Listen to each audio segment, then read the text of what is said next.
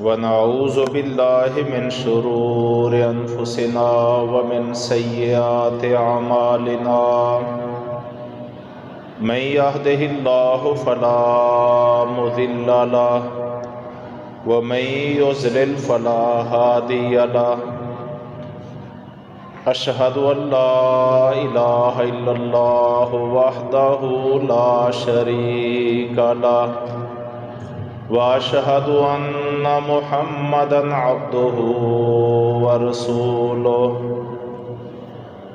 يا أيها الذين آمنوا اتقوا الله حق تقاته ولا تموتن إلا وأنتم مسلمون يا أيها الناس اتقوا ربكم الذي خلقكم من نفس واحدة وخلق منها زوجها وبث منهما رجالا كثيرا ونساء واتقوا الله الذي تساءلون به والأرحام إن الله كان عليكم رقيبا يا أيها الذين آمنوا اتقوا الله وقولوا قولا سديدا يصلح لكم أعمالكم ويغفر لكم ذنوبكم ومن يطع الله ورسوله فقد فاز فوزا عظيما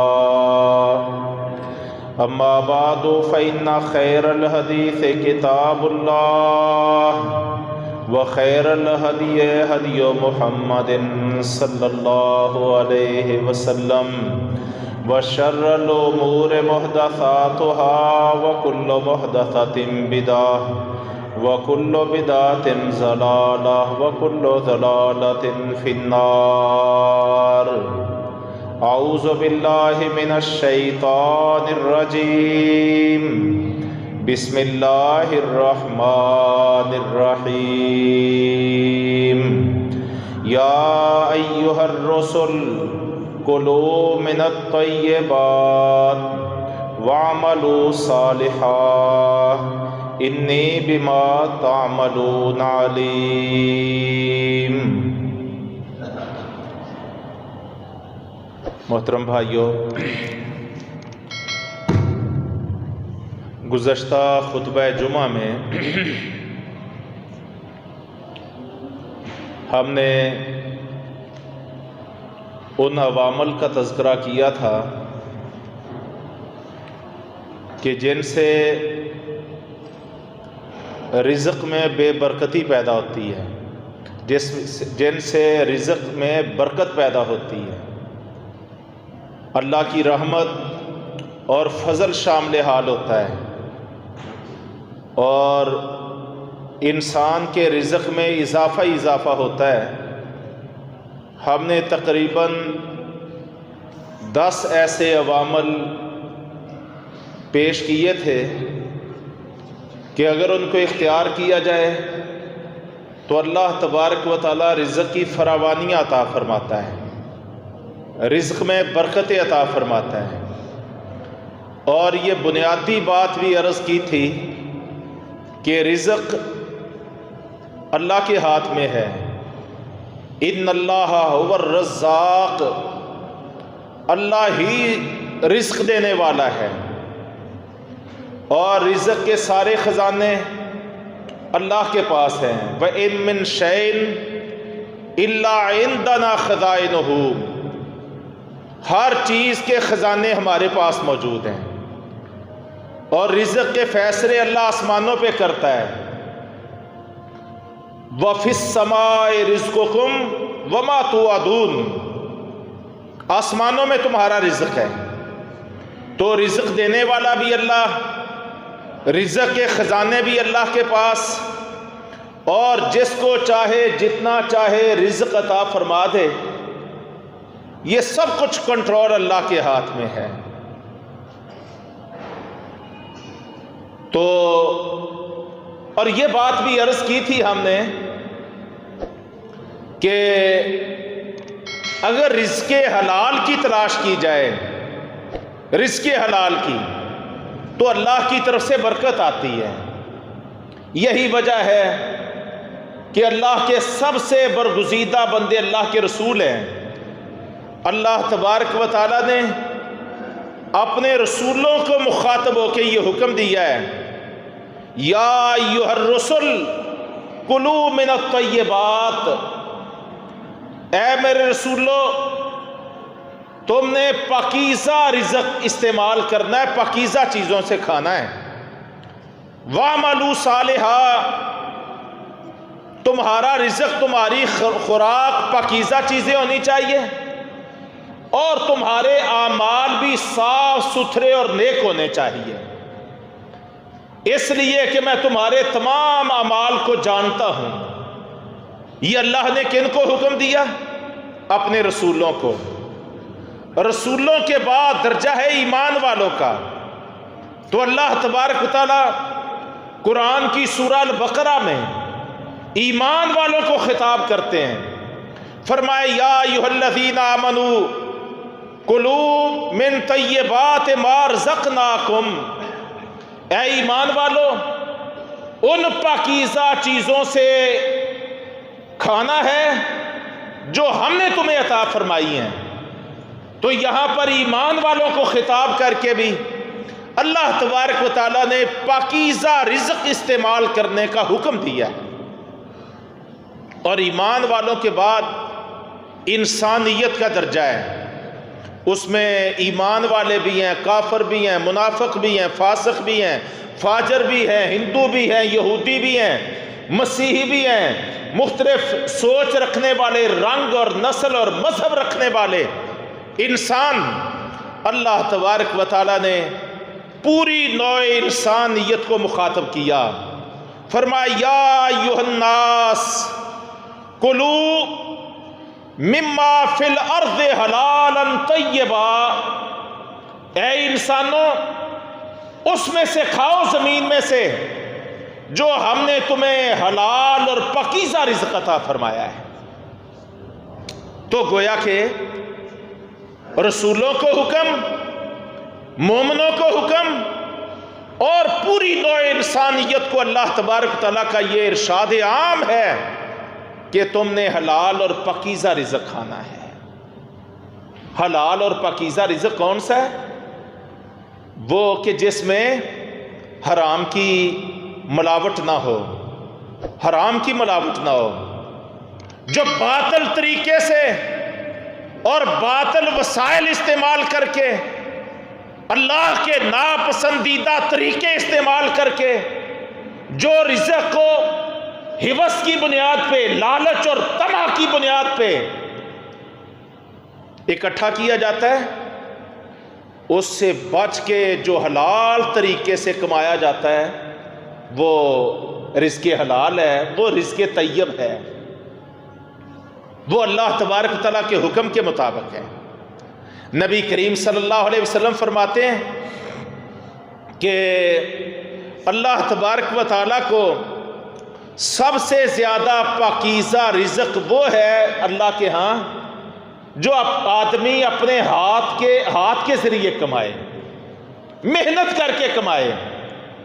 اور فرمایا کہ اللہ کے رسول، اللہ کے نبی داؤد جو بیک وقت نبی رسول بھی تھے اور حکمران بھی تھے، بادشاہ بھی تھے، بادشاہ ہونے کے باوجود، رسول اور نبی ہونے کے باوجود، داعی اور مبلغ ہونے کے باوجود، اللہ کے نبی داؤد علیہ السلام اپنے ہاتھ کی کمائی سے کھایا کرتے تھے۔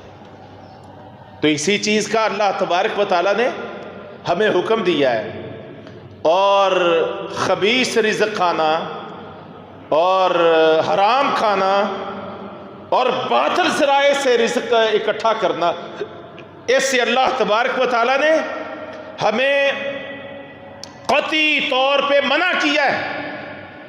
فرمایا کہ باطل طریقے سے اکٹھا ہونے والا رزق نہ کھاؤ،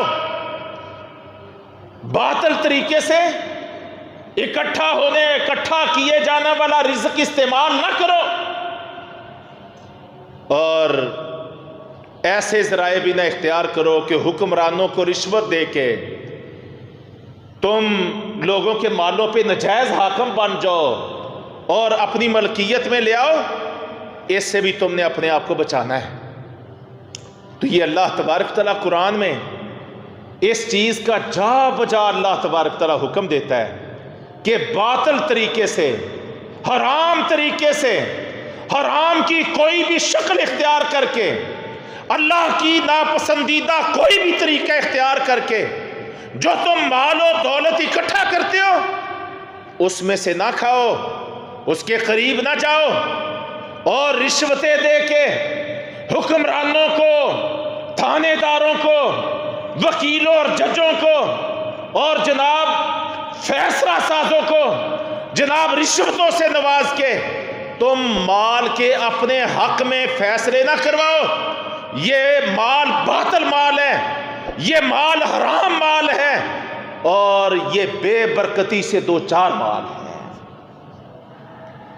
تو گویا کہ جہاں اللہ تبارک و تعالی ہمیں رزق حلال کی تلقین کرتا ہے کہ حلال رزق، پاکیزہ رزق کھانا ہے، وہاں اللہ تبارک و تعالی ہمیں رزق حرام سے بچنے کی بھی تلقین کرتا ہے۔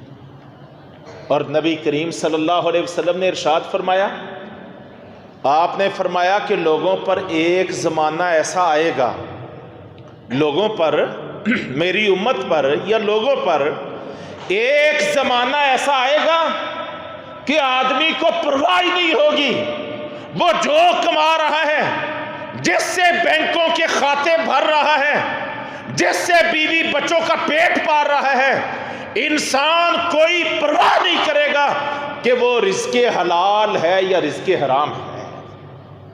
اور اگر ہم غور کریں ساتھیوں، بھائیوں، تو کیا اللہ کے پیغمبر صلی اللہ علیہ وسلم کا یہ فرمان آج اپنی 100% صداقت نہیں پیش کر رہا؟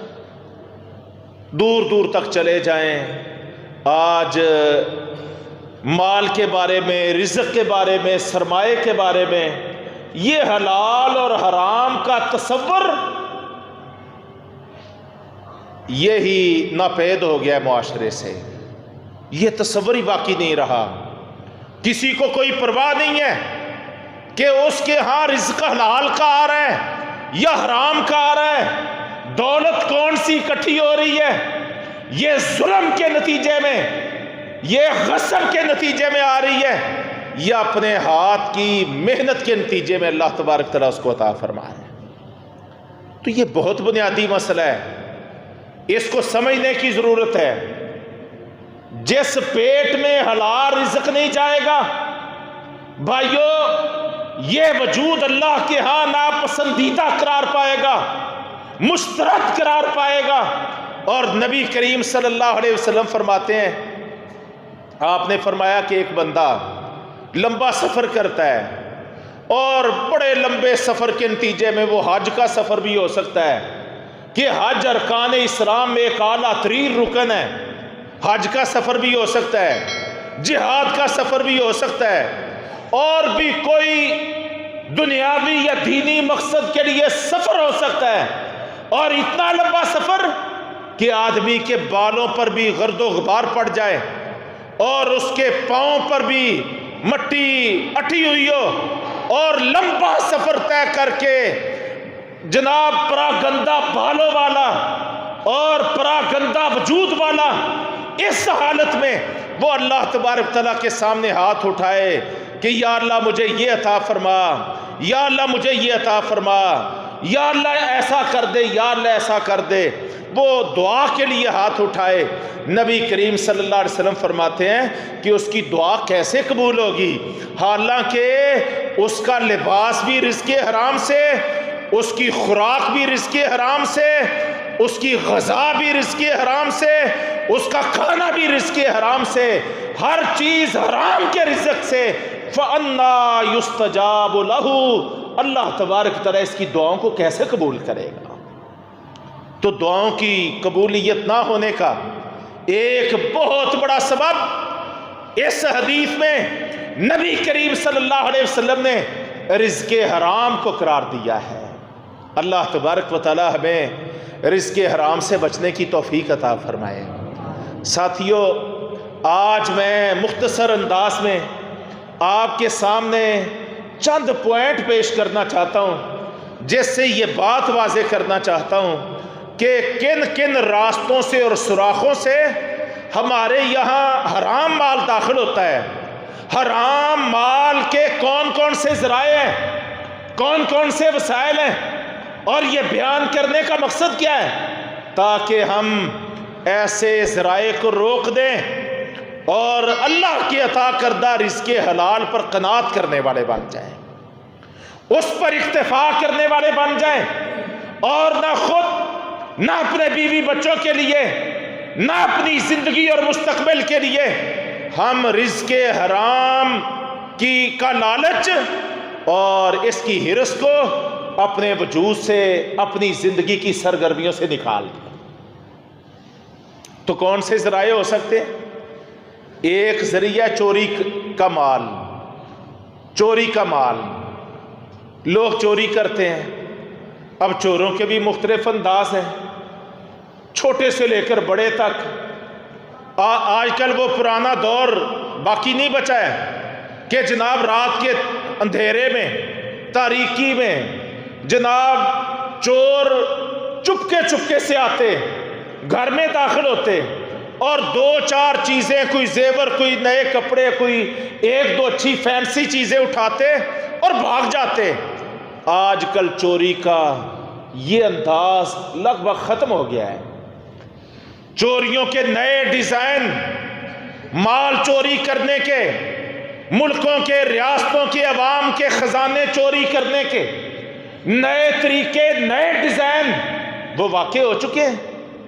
الغرض چوری کا جو بھی مال ہوگا وہ رزق حرام ہوگا، وہ حلال نہیں ہے، وہ اس کا حق نہیں ہے۔ رزق حرام میں آپ جتنی قسمیں اور شکلیں میں بتاؤں گا، ہر شکل میں ایک اجتماعی چیز اور کیفیت آپ کو ملے گی، اور وہ کیا ہے؟ ظلم۔ وہ کیا ہے؟ ظلم۔ چوری میں بھی ایک ظلم ہے کہ مال میرا نہیں ہے اور چوری میں کر رہا ہوں، نعوذ باللہ من ذالک، تو یہ ظلم کی شکل ہے۔ اللہ تبارک تعالیٰ قرآن میں فرماتے ہیں وَالسَّارِقُ وَالسَّارِقَةُ فَاقْطَعُوا أَيْدِيَهُمَا، چوری کرنے والا مرد ہو یا چوری کرنے والی عورت ہو، مرد ہو یا عورت ہو، ان کے ہاتھ کاٹ دو۔ یہ ان کے اس برے کرتوت کا انجام ہے، اور یہ اللہ تبارک و تعالیٰ کی طرف سے سزا ہے۔ تو ایک حرام مال کا ذریعہ وہ کون سا ہے؟ چوری۔ چوری کی ہر قسم۔ نبی کریم صلی اللہ علیہ وسلم نے فرمایا اللہ کی لعنت برسے چور پہ، یہ انڈا چوری کرتا ہے تو اس کا ہاتھ کاٹ دیا جاتا ہے۔ انڈا چوری۔ اب دیکھو انڈا یہ برائلر کا 10 15 18 روپے کا ہوگا، دیسی انڈا 25 30 روپے کا ہوگا۔ تو گویا کہ انڈا چوری کرنے پر ہاتھ کاٹ دینا، اسلام ایسے ہاتھوں کو معاشرے میں برداشت نہیں کرتا، ان کی بقا اور سلامتی قبول نہیں کرتا۔ جو دوسروں کے مال ہڑپ کرنے والے، ان کے حقوق پہ جناب غاصبانہ قبضے کرنے والے ہوں، اسلام کی تعلیم اور فیصلہ یہ ہے ایسے ہاتھوں کو ہی معاشرے میں باقی نہیں رہنا چاہیے جو چوری کرنے والے ہاتھ۔ تو مال اکٹھا کرنے کا، بے دریغ مال اکٹھا کرنے کا، حرام مال جمع کرنے کا ایک ذریعہ کون سا؟ چوری۔ اور دوسرا اس سے بڑا کون سا ہے؟ ڈکیتی، ڈاکہ ڈالنا۔ ڈاکہ ڈالنا، چور چھپ چھپا کے آتا ہے اور ڈاکو مسلح ہو کے، تیار ہو کے، مقابلہ آرائی کے لیے، ٹکرا جانے کے لیے، اور جناب ایک دہشت پھیلانے کے لیے وہ ایک کھلے طور پہ ایک فساد پھیلا رہا ہوتا ہے۔ یہ چوری سے بھی بڑا جرم ہے۔ ڈاکہ زنی اور دہشت گردی لوٹ کھسوٹ یہ بڑا جرم ہے، اس کی بھی مختلف شکلیں ہیں، ہم ان شکلوں میں نہیں جاتے، لیکن اللہ تبارک تعالیٰ کیا قرآن میں فرماتے ہیں، انما جزاء الذین یحاربون اللہ ورسولہ ویسعون فی الارض فسادا ان یقتلوا او یصلبوا او تقطع ایدیہم وارجلہم من خلاف۔ اللہ فرماتے ہیں ان لوگوں کی سزا جو اللہ اور اس کے رسول کے خلاف اعلان جنگ کرتے ہیں اور زمین میں فساد پیدا کرتے ہیں، اپنی لوٹ کھسوٹ کے ذریعے، اپنی ڈاکہ زنی کے ذریعے، اپنی دہشت گردی کے ذریعے، راستوں پہ ناکے لگا کے اور جناب مسلح طور پہ حملہ آور ہو کے اور لوٹ کھسوٹ کر کے اور ڈکیتیاں ڈال کے جو زمین میں فساد پھیلاتے ہیں، ان کی سزا یہ ہے ان یقتلوا کہ ان کو بری طرح قتل کر دیا جائے، اور یصلبوا یا ان کو بڑی رسوا کن انداز میں سولیوں پہ لٹکا دیا جائے، اور تقطع ایدیہم وارجلہم من خلاف، یا ان کا دایاں ہاتھ اور بایاں پاؤں، بایاں ہاتھ اور دایاں پاؤں یہ ان کے مخالف سمت کے ہاتھ اور پاؤں کاٹ دیے جائیں، ان کو نشان عبرت بنا دیا جائے۔ تو ڈکیتیوں کے ذریعے مال اکٹھا کرنا یہ بھی رزق حرام ہے۔ اللہ تبارک و تعالی ہمیں اس کی معاشرے میں تربیت کرنے کی، ذہن سازی کرنے کی اللہ تبارک تعالی ہمیں توفیق عطا فرمائے۔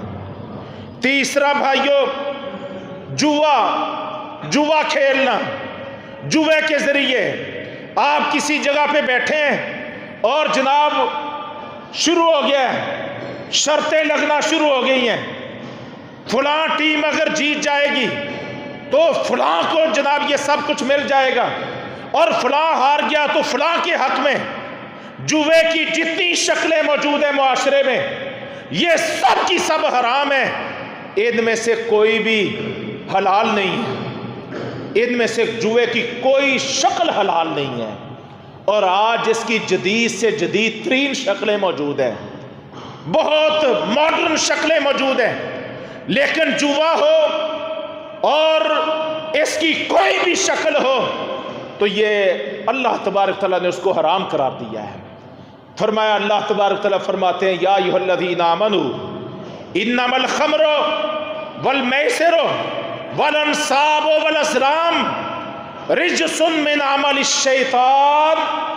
اللہ تبارک تعالیٰ فرماتے ہیں اے ایمان والو، بے شک شراب اور جوا اور وہ پتھر جن پر غیر اللہ کے نام پہ تم ذبح کرتے ہو، اور فال نکالنے کے تیر، فرمایا یہ سب عمل پلید ہیں، نجس ہیں، شیطان کے کرتوتوں میں سے ہیں، فاجتنبوہ، تم نے ان سب سے پرہیز کرنا ہے، اجتناب کرنا ہے۔ تو جوا کیا ہوتا ہے کہ 2 3 4 10 جتنے لوگ ہیں وہ جناب برابر رقم جمع کرتے ہیں، اور پھر وہ جوے کی شکل میں وہ ایک کے نام پہ ساری رقم چلی جاتی ہے اور باقی سارے محروم ہو جاتے ہیں۔ تو یہ کھلا کھلا ظلم ہے۔ اللہ تبارک و تعالیٰ کے ہاں یہ حرام ہے، جوے کے ذریعے اپنے مال کو بڑھانا، راتوں رات کروڑ پتی بننے کی کوشش کرنا، اس کی جو بھی شکل ہو، یہ سب کی سب شکلیں اللہ اور اس کے رسول نے، ان تمام شکلوں کو اللہ اور اس کے رسول نے حرام قرار دیا ہے۔ آج لاٹری ہوتی ہے، لاٹری یہ بھی اس کی شکل ہے، اور اسی طرح محترم بھائیوں یہ جو انشورنس کی مختلف شکلیں ہیں یہ بھی جوے میں سے ہیں، اور ان میں بھی باقاعدہ طور پہ جوا موجود ہوتا ہے۔ انشورنس ہے، انشورنس کی باقاعدہ کمپنیاں بنی ہوئی ہے، اور مختلف جھانسے دے کے جناب لوگوں کو جناب ورغلایا جاتا ہے اور ان کو بڑے بڑے سبز باغ دکھائے جاتے ہیں، اور کچھ محروم رہ جاتے ہیں اور کچھ کو بہت زیادہ نواز دیا جاتا ہے۔ تو الغرض یہ جوے کی جتنی بھی قدیم یا جدید شکلیں، یہ سب کی سب حرام مال جمع کرنا اس کی طرف دلالت کرتی ہیں، اور اللہ تبارک و تعالیٰ نے ان سب کو اپنے پاک کلام میں حرام قرار دیا ہے۔ میسر کا لفظ استعمال کر کے، جوے کا لفظ استعمال کر کے، اس میں سیونگ سرٹیفکیٹ بھی اسی میں سے ہے، ریفل ٹکٹ جاری ہوتے، کبھی ہوا کرتے تھے ہم اخبارات میں ریفل ٹکٹ کے باقاعدہ طور پہ وہ اشتہارات پڑا کرتے تھے، انعامی کوپن، یہ ایک پورا سلسلہ چلتا ہے، اور اس انداز کی جتنی بھی شکلیں ہو سکتی ہیں یہ سب کی سب رزق حرام کی طرف دلالت کرتی ہیں۔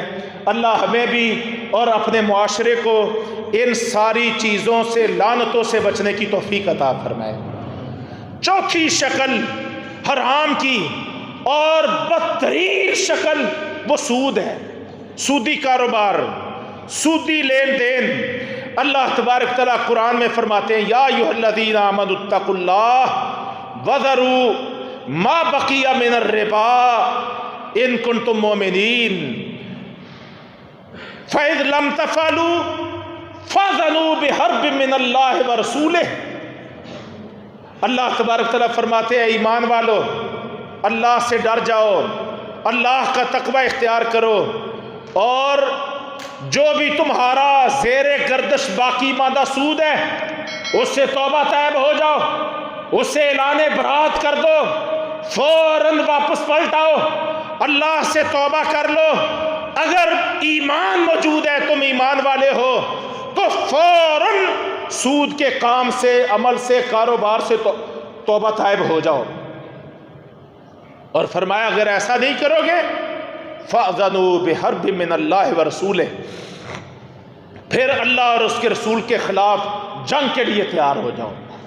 اب تمہارا مارکا، تمہاری لڑائی، تمہارا ٹکراؤ، تمہاری محاذرائی کسی قوم سے، قبیلے سے، ملک سے، ریاست سے، طاقت سے نہیں، اب تم نے سود کے کاروبار میں اپنے آپ کو کسی طرح ملوث کر کے گویا کہ تم نے اللہ اور اس کے رسول کے خلاف اعلان جنگ کر دیا ہے۔ اللہ اکبر۔ اللہ تبارک و تعالیٰ ہمیں بچنے کی توفیق عطا فرمائے۔ فرمایا اگر توبہ کر لو گے فَإِن تُبْتُمْ فَلَكُمْ رُءُوسُ أَمْوَالِكُمْ، اگر توبہ کر لو تو جتنا تمہارا اصل مال ہے نا سود سے ہٹ کے وہ تمہارا ہی رہے گا۔ ہم تمہارے اصل مال کو تلف کرنے کی بات نہیں کرتے، ہم تو اصل مال پہ جو ظلم کے نتیجے میں کسی کی مجبوری یا اپنے کاروبار کو بڑھاوا دینے کی سوچ کے نتیجے میں جو تم نے ظلماً سودی طور پر اکٹھا کیا ہے اور اس پہ کاروبار کر رہے ہو، اس پہ اپنی پوری بلڈنگ اور عمارت کھڑی کی ہے، ہم تو سود پہ کھڑی کی گئی تمہارے کاروبار کی اس بلڈنگ اور عمارت کو منہدم کرنا چاہتے ہیں۔ تمہارے اصل مال کو ہم کچھ نہیں کہتے، وہ تمہارا ہی ہے۔ فَإِن تُبْتُمْ فَلَكُمْ رُءُوسُ أَمْوَالِكُمْ لَا تَظْلِمُونَ وَلَا تُظْلَمُونَ۔ اللہ فرماتا ہے نہ تم پر ظلم ہو اور نہ تم کسی پہ ظلم کرنے والے ہو۔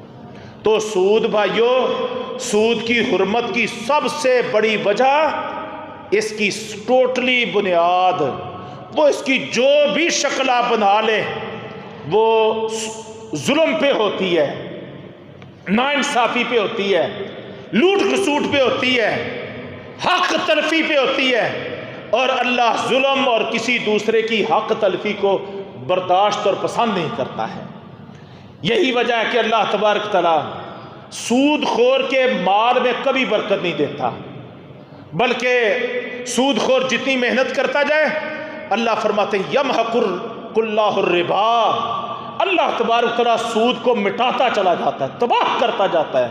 وَيُرْبِ الصَّدَقَاتِ، اور جو اللہ کے راستے میں صدقہ اور خیرات کرنے والے ہوتے ہیں اللہ ان کے مال میں اضافہ ہی کرتا چلا جاتا ہے۔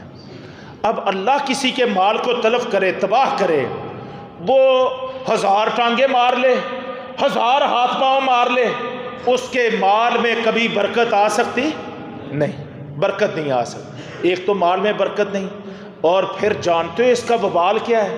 نبی کریم صلی اللہ علیہ وسلم فرماتے ہیں سود کے 70 گناہ ہیں، 70 گناہ سود کے، اور سب سے ہلکا گناہ کیا ہے کہ آدمی اپنی سگی ماں سے بدکاری کرے۔ یہ سب سے ہلکا، اس کا وبال کیا ہے کہ انسان اپنی سگی ماں سے بدکاری کرے۔ اللہ تبارک و تعالی ہمیں بچنے کی توفیق عطا فرمائے۔ آپ صلی اللہ علیہ وسلم نے فرمایا کہ 7 ہلاک کر دینے والی، تباہ کر دینے والی اور نام و نشان مٹا دینے والی جناب عادتوں اور اعمال سے بچ جاؤ، پرہیز اختیار کرو، اور ان 7 تباہ کر دینے والے اعمال میں ایک کیا ہے؟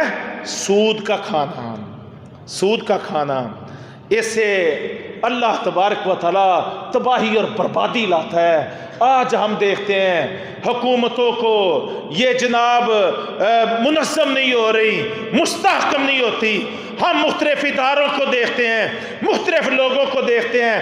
اللہ کی قسم کھا کے کہتا ہوں کہ سود کی بنیاد پر جو بھی جناب ادارہ کھڑا ہوگا، بلڈنگ کھڑی ہوگی، کاروبار کھڑا ہوگا، وہ خانہ ساز ہے، عارضی ہے، ایک دھکے کی مار ہوتا ہے، اور انجام کار تباہی اور بربادی ہوتی ہے۔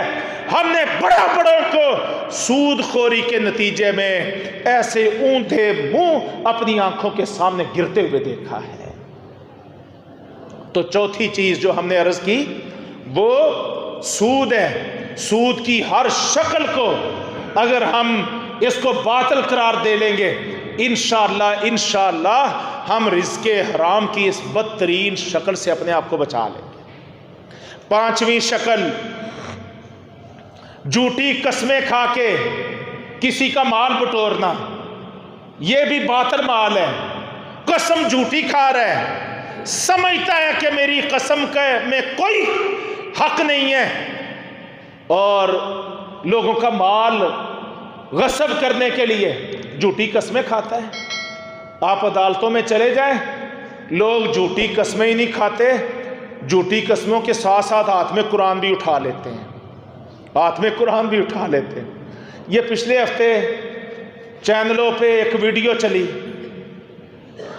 ایک سابق وزیر تھے KPK کے، ان کی، وہ جناب جب 2-2.5 سال پہلے یہ ایک سیکنڈل جاری ہوا کہ جناب بہت بڑا سرمایہ لے کے، رقم لے کے وہ انہوں نے مخالف پارٹی کے امیدوار کو ووٹ دیا، تو اس موقع پہ میڈیا کے سامنے آ کے قسم اٹھا کے قرآن پہ ہاتھ پہ قرآن اٹھا کے وہ جناب قسم کھا رہے ہیں وزیر صاحب۔ اور ابھی ہفتہ 10 دن پہلے وہی ویڈیو دوبارہ پھر نشر ہوئی ہے، اور ان کے سامنے پیسوں کے ڈھیر لگے ہوئے ہیں، اور اب ان کے پاس جواب بھی کوئی نہیں ہے۔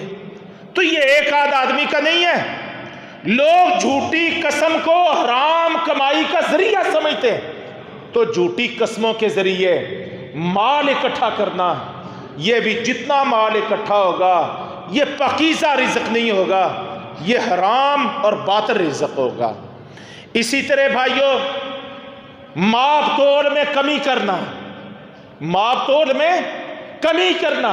اب ماپ تول کے جتنے بھی پیمانے ہیں، آپ ان سارے پیمانوں کو سامنے رکھ لیں۔ ہمارے رب تعالیٰ نے 30ویں پارے کی سورہ المطففین میں اس کا آغاز ہی یہاں سے کیا ہے، وَيْلٌ لِّلْمُطَفِّفِينَ، ماپ تول میں کمی کرنے والوں کے لیے ہلاکت، تباہی اور بربادی ہے۔ کون لوگ ہیں؟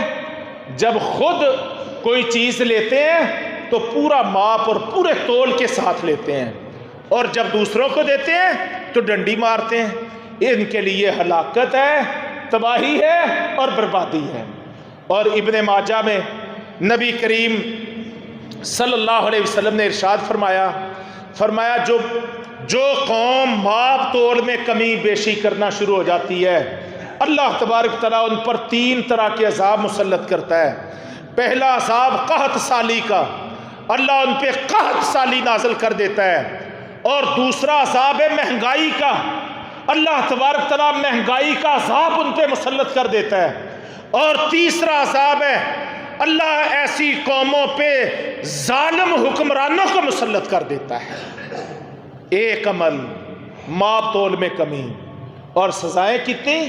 3، قحط سالی، مہنگائی اور ظالم حکمرانوں کا مسلط ہو جانا۔ ہم ایک دوسرے کو بہت تانے دیتے ہیں، بلکہ تانے دیتے نہیں، تانے مارتے ہیں، ایک پارٹی دوسری کو، دوسری تیسری کو، لیکن بحثیت ایک سماج اور معاشرے کے، ایک قوم کے، ہم اپنی غلطیوں اور گناہوں کی اصلاح نہیں کرتے۔ سارے عذاب کسی پارٹی اور جماعت کی وجہ سے نہیں، قوموں پر بہت سے عذاب آسمانوں سے اللہ کی طرف سے بھی مسلط ہوتے ہیں۔ اللہ تبارک تعالیٰ ہمیں اصلاح کرنے کی توفیق عطا فرمائے۔ اسی طرح بھائیوں، حرام مال کے ذرائع میں سے ایک ذریعہ دھوکہ ہے، دھوکہ دے کے مال کو سیل کرنا، یہ بھی بہت بڑا وبال ہے۔ نبی کریم صلی اللہ علیہ وسلم ایک دن منڈی میں گئے، ایک آدمی کے غلے کا ڈھیر اس کے منڈی کے سامنے، اس کے دفتر کے سامنے لگا ہوا ہے۔ آپ صلی اللہ علیہ وسلم اس ڈھیر پہ گئے اور آپ نے اپنا ہاتھ اس ڈھیر کے اندر مارا، گندم کا ہوگا یا جو بھی جنس ہے، اس کے اندر آپ صلی اللہ علیہ وسلم نے ہاتھ مارا۔ اب اوپر سے کیا دیکھ رہے ہیں کہ اوپر تو بالکل خشک یعنی جنس ہے، اور جب ہاتھ اندر گیا ہے تو نیچے تر، سارا معاملہ تر ہے۔ تو آپ صلی اللہ علیہ وسلم نے فرمایا بھی یہ کیا ہے، یہ کیا کیا ہوا ہے، تم نے یہ لوگوں کو دھوکہ دینے کے لیے کیا ہے، تمہیں پتہ نہیں ہے کہ یہ دھوکہ ہے؟ اور ساتھ ہی فرمایا من غشا فلیس منی، فرمایا جو بھی دھوکہ دے گا نا، دھوکہ دے کے مال فروخت کرے گا، فرمایا اس کا میں محمد سے کوئی تعلق نہیں ہے۔ تو دھوکہ دینا، فراڈ کرنا، اس طرح کی جتنی بھی شکلیں، دھوکہ دے کے چیز ایک دکھانا اور جناب دے دوسری دینا، اور اعلیٰ کوالٹی کی دکھانا، ادنا کوالٹی کی دے دینا، آج یہ معاشرے میں کون سی برائی ہے؟ بھائی ہم مسلمانوں کا معاشرہ ہے، اسلام ہمارا دین ہے، لیکن بتائیے تو کہ رزق حرام کے لیے ہمارا معاشرہ اتنا اس جناب لالچی ہو چکا ہے، اس قدر ہرس اور طمع سے دوچار ہو چکا ہے کہ حرام رزق کا کوئی وسیلہ جانے نہیں دیتا ہے۔ تو یہ بھی اللہ کے ہاں بے برکتی کا باعث ہے، اور حرام اور خبیث رزق ہے جو لوگوں کو دھوکہ دے کے اکٹھا کیا جاتا ہے۔ اسی طرح بھائیوں، رشوت کا تو آج بازار گرم ہے، رشوت کا بازار گرم ہے۔ لوگ ووٹ دیتے ہیں فلاں پارٹی کو جتاؤ، یہ بڑے جناب صادق اور امین ہے، اور اگلے 5 سال آتے ہیں تو پھر باتیں کرنا شروع ہو جاتے ہیں کہ بھئی معاملہ تو پہلے سے بھی زیادہ خراب ہو گیا ہے، رشوت کا بازار تو پہلے سے زیادہ گرم ہو گیا ہے، اور پہلے جو 10,000 میں کام ہو جاتا تھا اب وہ 1 لاکھ میں ہو رہا ہے، پہلے جو 1 لاکھ میں مکہ ہوتا تھا اب وہ 10 لاکھ میں ہو رہا ہے۔ تو یہ رشوت کے ذریعے جو بھی معاملہ ہے کاروبار کا، اللہ کے نبی کریم صلی اللہ علیہ وسلم نے اس کو حرام قرار دیا۔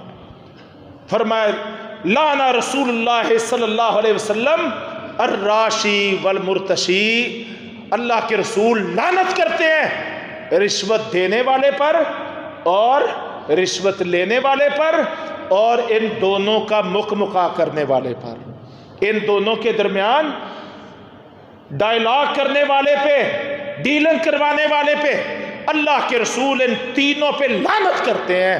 تو یہ رشوت یہ لعنتی عمل ہے، اور رشوت کے نتیجے میں جتنا مال اکٹھا ہو جائے یہ مال حرام ہے۔ اللہ تبارک و تعالیٰ اس سے بچنے کی توفیق عطا فرمائے۔ اسی طرح بھائیوں، حرام اشیاء کا کاروبار کرنا، حرام اشیاء جن کو اللہ اور اس کے رسول نے حرام قرار دیا ہے، انسانی صحت اور زندگی کے لیے، انسانیت کے اکرام اور وقار کے منافی ہیں۔ اللہ تبارک و تعالی ایسی تمام حرام اشیاء کا کاروبار کرنے والے کے مال کو حرام مال، یعنی اللہ کے دین میں اس کو حرام مال تصور کیا جائے گا۔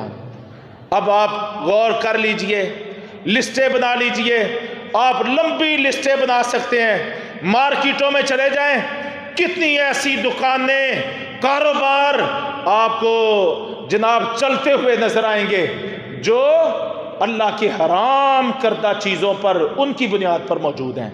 منشیات کا دھندا آج کس قدر خوفناک شکل اختیار کر گیا ہے کہ ہمارے ملک کا 1 کروڑ سے زائد نوجوان آج اس دھندے کا شکار ہو چکا ہے۔ اور یوتھ سے ہٹ کے کیا تباہی ہے، یہ لاکھوں میں نہیں ہے، یہ کروڑوں میں منشیات، اور مجال ہے کہ اس میں کوئی کمی واقع ہو رہی ہو، بلکہ دن بدن نشہ آور چیزوں کی، حرام چیزوں کی یہ تجارت، کاروبار یہ بڑھتا ہی جا رہا ہے۔ یہ گانے کی دکانیں، موسیقی کی دکانیں، بے حیائی اور بے پردگی کی دکانیں، حیا باختہ اور بدکاری کے اڈے، بدکاری کے اڈے، یہ زنا کی تجارت اور یہ بدکاری کے کاروبار اور حرام جانوروں کے کاروبار، میں آپ کے سامنے کیا کیا عرض کروں۔ الغرض ایسی چیزیں جن کو اللہ کی کتاب نے اور اس کے رسول صلی اللہ علیہ وسلم کی حدیث نے جن کو حرام قرار دیا ہو، ایسی اللہ رسول کی حرام کردہ چیزوں کا کاروبار کرنا، ان کی تجارت کرنا، ان کی دکانداری کرنا، یہ بھی گویا کہ حرام مال کمانا ہے، حرام مال کمانا ہے۔ اگلا نقطہ بھائیو، ہمارے معاشرے میں ایک طبقہ ہوتا ہے جس کو ہم یتیم کہتے ہیں۔ یتیم، باپ فوت ہو گیا ہے، قریبی رشتہ دار سرپرست بن گیا ہے۔ یتیم کی مختلف شکلیں ہوتی ہیں، لوگوں نے دارالایتام بنائے ہوتے ہیں، یتیموں کے مرکز، ان کی تعلیم و تربیت کے مرکز، جن کو زکوٰۃ اور صدقات میں چلا رہے ہوتے ہیں۔ ایسی کوئی بھی شکل جس کا تعلق براہ راست یا بلا واسطہ یتیم کی وراثت اور اس کے رزق کے ساتھ ہو، اس میں خیانت کرنا، یتیموں کا مال کھانا، یہ بھی حرام مال ہے۔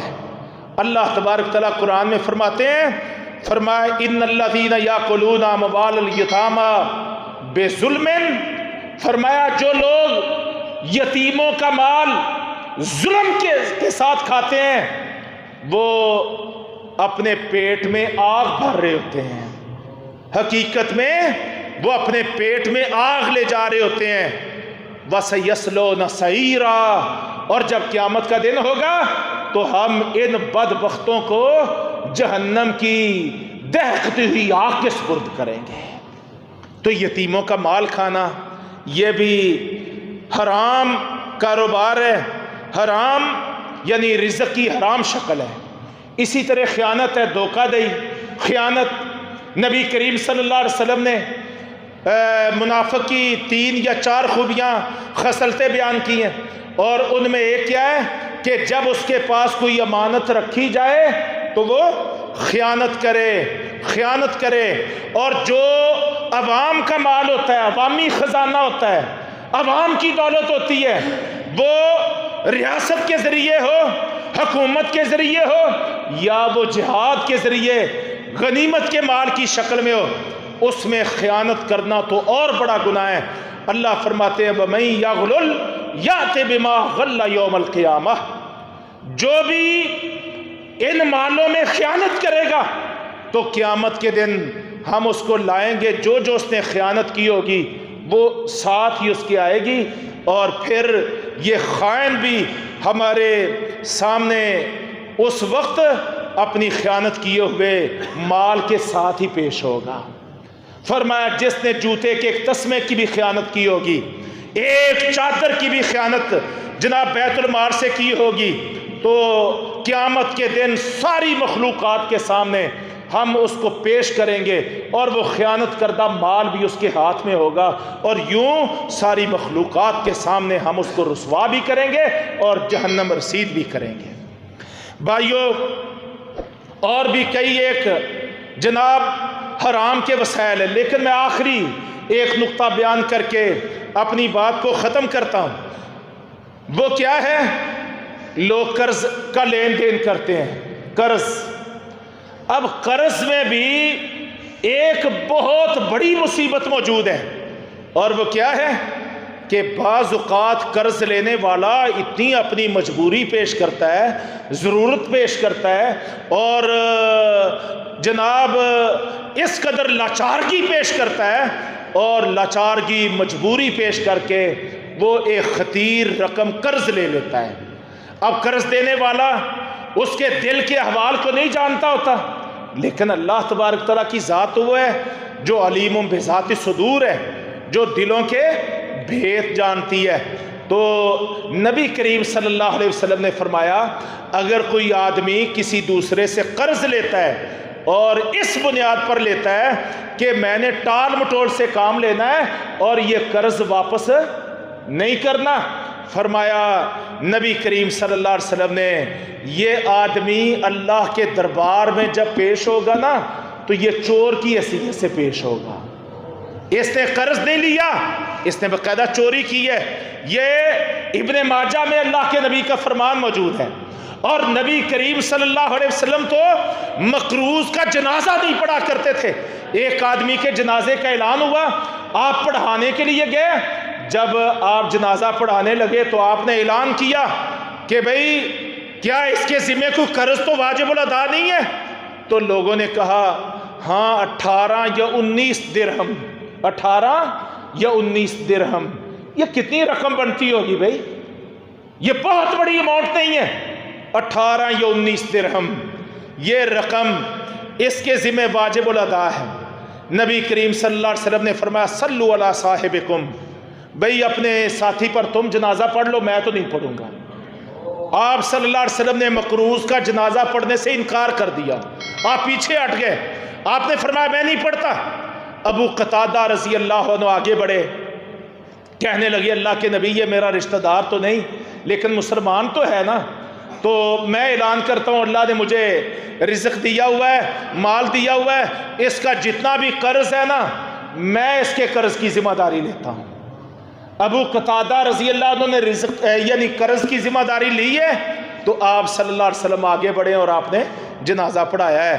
تو یہ قرض لینا اور خاص طور پر اس بنیاد پر لینا کہ جناب واپس نہ کرنے کی نیت سے قرض لینا، یہ بہت بڑا جرم ہے، یہ حرام کاروبار اور مال ہے، اس سے اللہ کی پناہ میں آنا چاہیے۔ اللہ تبارک تعالیٰ سے دعا ہے کہ رب تعالیٰ ہمیں حق اور سچ پہ قائم رہنے کی توفیق عطا فرمائے، اور رزق حرام کی ان مختلف شکلوں سے بچ کے اللہ ہمیں پاکیزہ اور حلال رزق پہ کفایت کرنے کی، قناعت کرنے کی توفیق عطا فرمائے، اور اپنی زندگی کو رزق حلال پہ استوار کرنے کی توفیق دے، اور وہ ہمارا حامی و ناصر ہو جائے۔ اقول قولی ھذا استغفر اللہ لی ولکم۔